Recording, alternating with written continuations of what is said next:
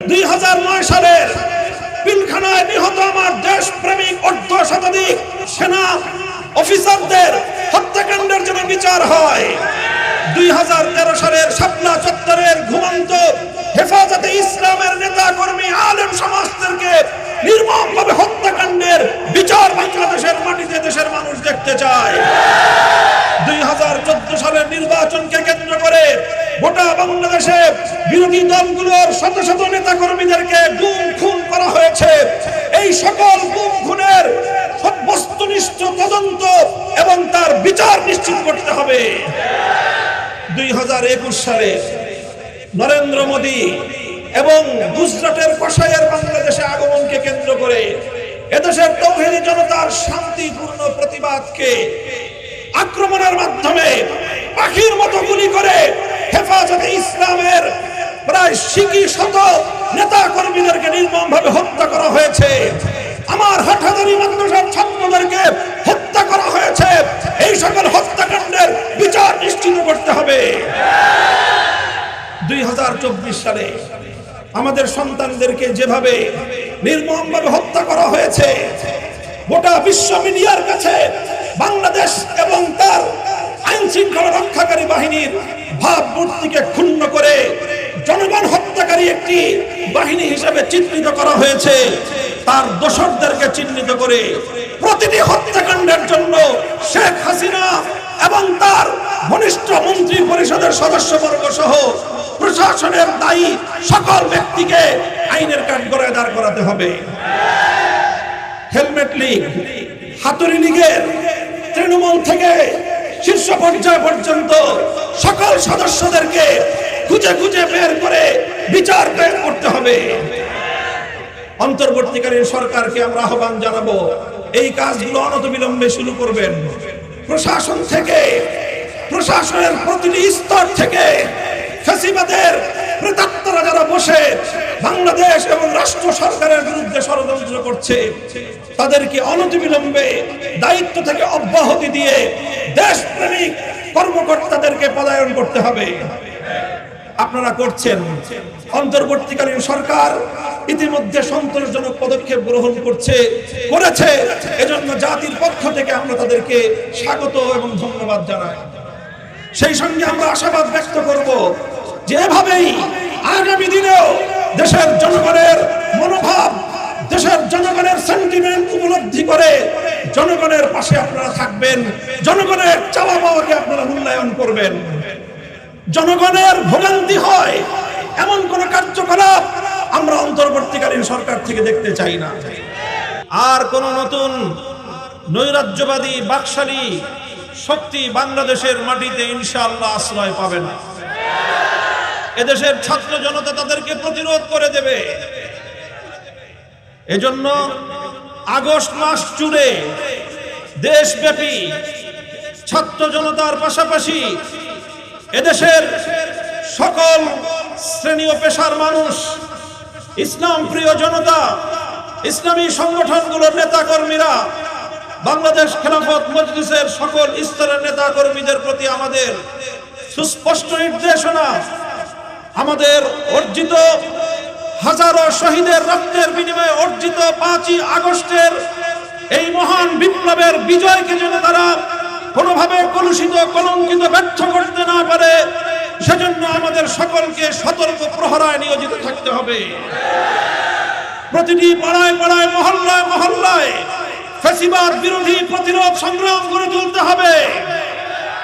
যারা এদেশের মানুষের মধ্যে বিগত 16 বছর ধরে বিভাজনের রাজনীতির মধ্য দিয়ে বাংলাদেশকে ব্যর্থ রাষ্ট্র প্রমাণিত করার, ব্যর্থ রাষ্ট্রে পর্যবেসিত করবার ষড়যন্ত্র করেছিল, সেই অপশক্তি, পরাজিত শক্তি, দেশ বিরোধী শক্তি, ইসলাম বিরোধী শক্তি, অত্যাচারী শক্তি আর কোন বাহানায় যেন বাংলাদেশের রাজনীতিতে পুনর্বাসিত হতে না পারে, সেজন্য আমি বাংলাদেশের সকল দেশপ্রেমিক নাগরিকদেরকে তৃণমূল পর্যায় পর্যন্ত প্রতিরোধ আন্দোলন অব্যাহত রাখবার আহ্বান জানাচ্ছি।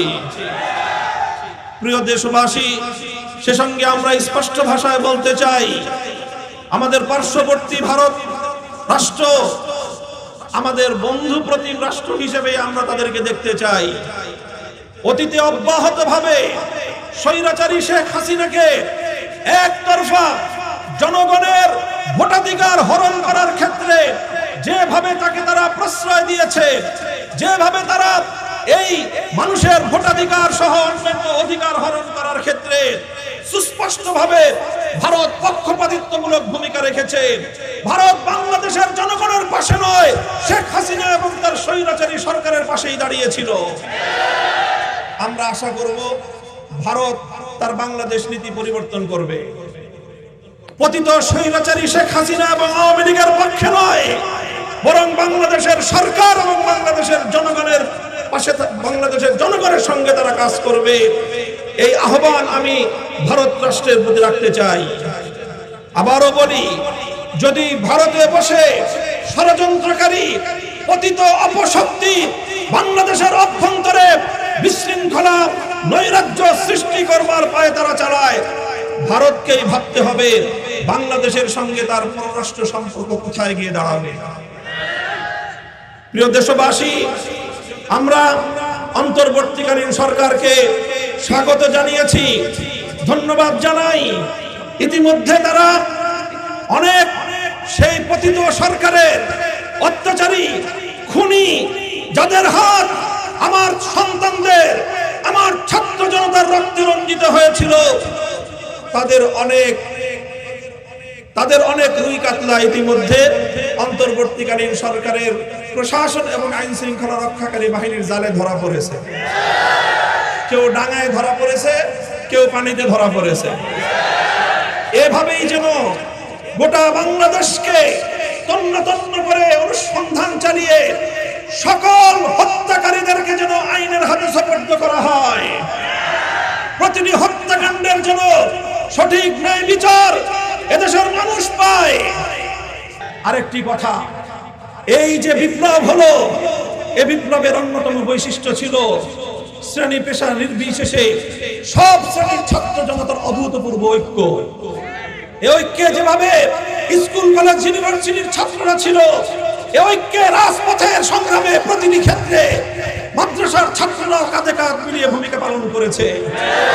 শাহাদাত বরণকারী ছাত্র জনতার মধ্যে যেভাবে বাংলাদেশের প্রাইভেট এবং পাবলিক ইউনিভার্সিটি কলেজের স্কুলের ছাত্ররা রয়েছে, আমাদের মাদ্রাসার অনেক ছাত্র শাহাদাত বরণ করেছে। আমরা দেখেছি এই বিপ্লবের লক্ষ্যকে, উদ্দেশ্যকে ব্যাহত করার জন্য বিভেদের দেয়াল তৈরি করবার কাজ শুরু হয়েছে। সংখ্যালঘু ইস্যুকে কৃত্রিমভাবে সাবোটাজের মাধ্যমে সামনে এনে আবার বাংলাদেশকে একটি ব্যর্থ রাষ্ট্রে পরিণত করার জন্য বাংলাদেশের গণমানুষের আকাঙ্ক্ষাকে পদদলিত করবার পায়ে তারা চলছে। সংখ্যালঘুদের উপর নির্যাতনের আলোচনায় আসার মতো উল্লেখযোগ্য কোন ঘটনা বিগত এক মাসে বাংলাদেশে সংঘটিত হয়নি। এরপরেও জিগির তোলা হচ্ছে, এটা হলো নরেন্দ্র মোদীর একটি এজেন্ডা। সেই এজেন্ডা বাস্তবায়নের জন্য আওয়ামী লীগ এবং তার দোসররা কাজ করছে। আমরা এই আত্মঘাতী তৎপরতা থেকে বিরত থাকার জন্য আওয়ামী লীগকে এবং তার নেতা কর্মীদেরকে আমরা উদাত্ত আহ্বান জানাতে চাই। খবরদার, দেশের বিরুদ্ধে সাম্প্রদায়িক উস্কানি দিয়ে বাংলাদেশের বিরুদ্ধে গোলযোগ নৈরাজ্য সৃষ্টি করবার কোন অপচেষ্টা করবেন না। এদেশের মানুষ বরদাস্ত করবে না। আমরা অন্তর্বর্তীকালীন সরকারের কাছে আরেকটি প্রত্যাশা রাখি যে এই দেশ, এই বিপ্লব, এই অভ্যুত্থান সংঘটিত হয়েছে বাংলাদেশের স্বাধীনতা যুদ্ধেও যে ঘোষণা ছিল কোরআন সুন্নাহ বিরোধী কোন আইন, কোন কার্যকলাপ বাংলাদেশে চলবে না। কাজেই অন্তর্বর্তীকালীন সরকারও যেন কোনোভাবে, কোনো কারণে, কোনো চাপে কোরআন সুন্নাহ বিরোধী, ইসলাম বিরোধী কোন কার্যকলাপ যেন তাদের শাসনামলে পরিচালিত হতে না দেন। এটা আমাদের উদাত্ত আহ্বান থাকবে সরকারের প্রতি। আমি আজকের গণমিছিল পূর্ব এই সমাবেশ থেকে আমরা আপনাদের সকলকে আজকের এই সমাবেশে উপস্থিত হওয়ার জন্য ধন্যবাদ জানাচ্ছি। আজকের এই 15ই আগস্টের এই সমাবেশ ঢাকা মহানগরীতে পালিত হচ্ছে। আগামীকাল 16ই আগস্ট জুমাবার বাদ জুমা সারা বাংলাদেশে দেশব্যাপী নৈরাজ্যবাদ বিরোধী বিক্ষোভ কর্মসূচি ঘোষণা করছি। সারা দেশের জেলা থানা পর্যায়ে বাংলাদেশ খেলাফত মজলিসের নেতৃত্বে দেশবাসীকে আহ্বান জানাচ্ছি, মাঠে নেমে আসুন। অর্জিত এই বিজয়কে সাফল্যমণ্ডিত করে রাখার জন্য, এই বিজয়কে অব্যাহত এবং এই বিজয়ের উদ্দেশ্যকে মঞ্জিল পর্যন্ত পৌঁছানোর ক্ষেত্রে অপশক্তির বিরুদ্ধে রাজপথে প্রতিরোধ গড়ে তুলুন। আমরা এখনই গণমিছিল শুরু করব। আমাদের মিছিল এখান থেকে পল্টন মোড় হয়ে বিজয়নগর পর্যন্ত গিয়ে সেখানে সভাপতির বক্তব্য মুনাজাতের মাধ্যমে আমাদের কর্মসূচি সমাপ্ত হবে। সকলকে গণমিছিলে অংশগ্রহণ করার উদাত্ত আহ্বান জানিয়ে আমার বক্তব্য শেষ করছি। ওয়া আখিরু দাওয়ানা।